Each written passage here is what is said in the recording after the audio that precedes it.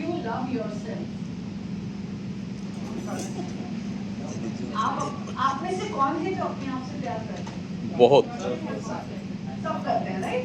Yes. अपने आप से प्यार करना जरूरी क्यों है? क्यों है? If we okay, positive attitude के लिए, सेल्फ कॉन्फिडेंस के लिए और स्ट्रॉन्ग डिटर्मिनेशन के लिए। तो हमें ये याद रखना है कि when I say I accept myself as I am, उसका क्या मतलब होता है? आई लव माई सेल्फ, यानी कि अपने आप को आप जैसे हैं वैसे एक्सेप्ट करना, राइट? बचपन से हमें सिखाया जाता है treat others as you want others to treat you, दूसरे से वैसा बर्ताव करें जैसा आप चाहते हैं वे आपसे करें। सुना है जी, आपने भी अपने बच्चों से और स्कूल के बच्चों से कहा है। सिक्के का दूसरा पहलू भी है, वो ये है treat yourself as you want others to treat, स्वयं से ऐसा बर्ताव करें जैसा आप चाहते हैं दूसरे आपसे करें। अगर आप अपने आप को failure, good for nothing, I can't do this, right, ये सब कहते रहे 5 लोगों के सामने 5 दिन, छठे दिन उनमें से एक आपको फेलियर बुलाएगा, बुरा मत मानो, आपने इनविटेशन दिया था ऐसा करने, राइट? कि सिर्फ यही नहीं है कि आप दूसरों से अच्छा बर्ताव करें, आप अपने आप से भी करें ताकि आपकी जो अचीवमेंट है उसमें आप प्राइड दीजिए। जो भी आपकी अचीवमेंट्स है, now I have come to know that you all are award winners, right? So award हर एक को नहीं मिलता है। You had something which got you the award. So whenever people appreciate you, compliment you, accept the compliment with grace. याद रखिए आपकी कितनी मेहनत गई है उस अवार्ड के पीछे। ये मत बोलिए अरे कोई नहीं है, वो तो कोई बड़ी बात है। हम लोग यही करते हैं ना इंडियंस, कोई अगर बधाई देता है तो कहते हैं अच्छा नहीं वो कोई बात नहीं, वो इतना कौन सा बड़ा अवार्ड है। Don't do that. इस अवार्ड को मिलने में भी बहुत मेहनत गई है, कई साल आपने लगाए हैं, right? You have given your blood and sweat, and then you have achieved. So when anybody compliments you, say thank you with grace. इससे 2 फायदे होंगे, आप अपने आप को एक्सेप्ट करेंगे जैसे आप हैं। हम सब जो हैं हमारे अंदर स्ट्रेंथ्स भी हैं और क्या है? स्ट्रेंथ और knowledge. There is nothing called weakness in a human body unless and until prescribed by a medical practitioner of a physiological or a psychological weakness. तो weakness शब्द अपने डिक्शनरी से हटा दीजिए, उसे रिप्लेस कीजिए शॉर्टकमिंग से या एरिया ऑफ इम्प्रूवमेंट से, राइट? जब हम कहते हैं ये मेरी स्ट्रेंथ है और ये मेरी वीकनेस है, आप ये ऐसा कहकर अपने रिसीवर को ये मैसेज दे रहे हो कि उनकी स्ट्रेंथ ये है, इनकी ये वीकनेस है और she is happily living with it.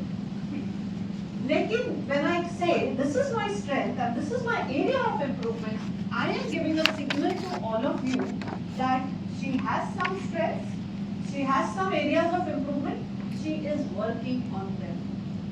Area of improvements. तो एक नेगेटिविटी जब आप वर्ड्स नेगेटिव यूज करते हैं, you create that negative aura around you, उसको प्रिवेंट करना है, रिप्लेस करना है एरिया ऑफ इम्प्रूवमेंट। तो क्या होता है जब हम अपने आप से प्यार करते हैं? When I accept myself, when I love myself, I am able to accept others as they are. Perfectionism इंसान में नहीं होता है, हमने सुबह बात की, राइट? तो जब हम ये एक्सेप्ट कर लेते हैं कि मैं परफेक्ट नहीं हूँ, मेरे में स्ट्रेंथ भी है और एरियाज ऑफ इम्प्रूवमेंट भी है, मैं वर्क इन प्रोग्रेस हूँ, तो यही बर्ताव हम अपने आसपास के लोगों के साथ भी करते हैं, चाहे वो फैमिली हो, चाहे आपका स्टाफ हो, चाहे आपके बच्चे हो, स्टूडेंट्स हो या कोलीग्स हो, राइट? अगर आपने सोच लिया कि इसको तो ये काम परफेक्टली करना है, अगर वो नहीं कर पाया तो आपको बुरा लगेगा, इसलिए ये एक्सेप्ट करना है कि I am not perfect, the world is not perfect, but still we can work together, right? So when I love myself, I am able to love others. जब मैं अपने आप से प्यार नहीं करूँगी तो दूसरों को प्यार कैसे कर सकती, right? क्योंकि मैंने अपने आप को ही एक्सेप्ट नहीं किया तो दूसरों को एक्सेप्ट करने के लिए हिम्मत ही नहीं होती। तो एक फायदा वो हो गया। Second, if I accept myself, if I love myself, my confidence increases. आपने बोला था self confidence, right? तो जब self confidence increase होता है तब क्या होगा? What happens when you have self confidence, self esteem? Success rate will increase. Success comes. Yes? What else? Success. What else? और क्या होता है जब आपके अंदर स्वाभिमान होता है? Positive attitude. Okay. What else? काम करने के लिए eagerness आता है, Determination आता है, Enthusiasm. satisfaction मिलता है, self और हम एक हेल्थ बेनिफिट रहेगा। yes health benefits very good। और सबसे बड़ी बात we are able to take a stance। हम किसी चीज के लिए, किसी मुद्दे के लिए, अपने आप के लिए स्टांस ले सकते हैं, राइट? और जब हमारे इर्द गिर्द सब लोगों ने नहीं बोल दिया है, उस समय हम हाँ बोल पाते हैं। जी। और जब सबने हाँ बोला है, we are able to say no with an option। और इस प्रोसेस में हम बन जाते हैं assertive। टीम कम्युनिकेशन के लिए assertiveness होना बहुत जरूरी है। assertiveness क्या होता है? assertiveness वो रस्सी है जिसमें नीचे आग जल रही है और आप चल रहे हो रस्सी पे।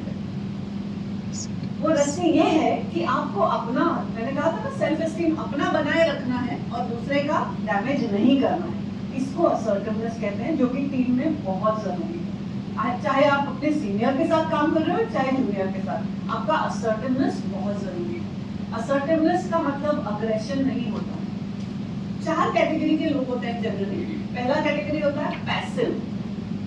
पैसिव को पीपल प्लीजर भी बोलते हैं, लोगों को खुश करने वाले लोग, राइट? हाँ जी, हाँ जी। जब आपने अपने अपने स्कूल ज्वाइन किए थे, क्या आप वैसे नहीं थे? जी। हम सब, क्योंकि हम जब नई जगह ज्वाइन करते हैं, हम ऑब्जर्वेशन से लर्न कर रहे हैं। उस समय हम सबको हाँ में लाते हैं। जो काम बिल्कुल पूरे तरह से बिजी है, फिर भी और काम लेते जाते हैं, हाँ हाँ हाँ हाँ बोलते जाते हैं। वो स्टेज होता है पीपल प्लीजर का, पैसिव पीपल। उसके बाद हम अपनी अपनी नौकरियों में थोड़े पुराने होते जाते हैं, 2-3 साल हो गए, अब हम में थोड़ी हिम्मत आ गई है बोलने की, लेकिन उतनी नहीं आई है कि जिसके सामने बोलना है बोल पाए। तो हम बन जाते हैं पैसिव अग्रेसिव। पैसिव अग्रेसिव का मतलब होता है, एक मीटिंग चल रही है, मीटिंग के बाद में आपसे पूछा गया क्या राय है इस पॉलिसी के बारे में, आपकी कुछ सजेशंस है? आप बोलते हो नहीं नहीं नहीं बहुत अच्छी है, और फिर बगल में बैठे मतलब से बात करते हो, अरे ये करना चाहिए, है ना? या फिर वो मीटिंग खत्म होने के बाद आप आपस में बातें करते हो, या पार्किंग स्पेस में बात करते हो, कैफेटेरिया में करते हो, लंच टाइम पे करते हो, लेकिन वहां बोलने की हिम्मत नहीं है जहां बोलना है। उसको बोलते हैं पैसिव अग्रेसिव। अब ये 2 स्टेज तो हम सबकी लाइफ में आते ही हैं, हम जब ज्वाइन करते हैं तो। तीसरा स्टेज बहुत इंपॉर्टेंट है, जहां हमारे पास चॉइस है। जब हम मुरब्बा बन जाते हैं ना, पिकल बन जाते हैं, अचार बन जाते हैं ऑर्गेनाइजेशन में, 5-6 साल पुराने हो गए, अब हिम्मत आ गई है हर एक जगह बोलने की, राइट? अब उसमें जो है आपके पास चॉइस है, या तो आप अग्रेसिव बन जाओ या आप असर्टिव बन जाओ। अगर आप अग्रेसिव बनेंगे, फायदे कम नुकसान ज्यादा है। असर्टिव बनेंगे, फायदा ही फायदा है।